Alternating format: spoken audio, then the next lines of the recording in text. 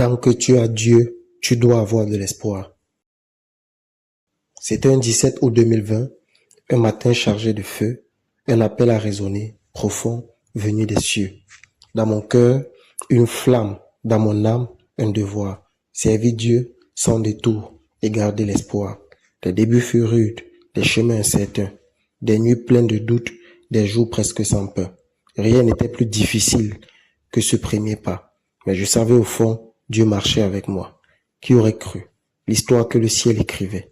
Ce petit garçon rejeté, que le quartier méprisait. Ce cœur que l'on blessait, que l'on tournait en dérision, devenait entre les mains de Dieu un instrument.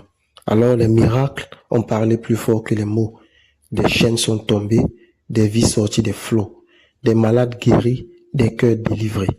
Des femmes stériles ont vu leurs enfants naître et pleurer, des foules rassemblées, les vies transformées. Non par la force d'un homme, mais par Dieu manifesté. Car si des portes se sont ouvertes devant moi, c'est parce que le Seigneur lui-même marchait devant moi. Il nous a fait grâce d'annoncer ce qu'il révélait, de prophétiser avec précision ce qu'il montrait, le don de guérison, de révélation, de délivrance, comme un fleuve de gloire coulant par sa puissance. Et durant ces années, cette maison a vu des larmes, des prières, des miracles, des inconnus, des milliers de vies marquées par sa voix, des cœurs restaurés par la foi. Aujourd'hui, 8 mars 2026, une page doucement se referme, un lieu s'achève, mais la promesse demeure, car la fin d'une saison n'est jamais un adieu.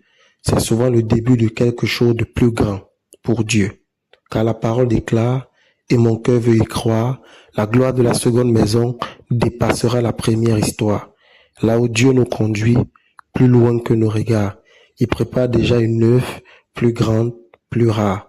Alors aujourd'hui, je dis simplement merci Seigneur, pour la grâce, pour la joie, pour chaque bonheur, pour les combats d'hier, pour les victoires d'aujourd'hui, pour ta main fidèle qui ne m'a jamais trahi. Souvent, l'homme se souvient des saisons de douleur, mais oublie les jardins où Dieu s'aimait le bonheur. Pourtant, tu as entendu mes prières en secret et tes desseins dans ma vie se sont manifestés. Car tu as accompli tes œuvres d'une manière inattendue. Afin que ta gloire ne soit partagée par aucun homme, ni aucune vertu. Et ce qui se passe aujourd'hui, je le sais sans détour, c'est ta volonté. Seigneur, ton œuvre et ton amour. Alors mon âme te bénit, mon cœur rend gloire, car tant que l'on a Dieu, on doit garder l'espoir. Que ton nom soit célébré dans chaque saison et gravé pour toujours dans nos cœurs comme une maison. Tant que tu as Dieu, tu dois avoir de l'espoir.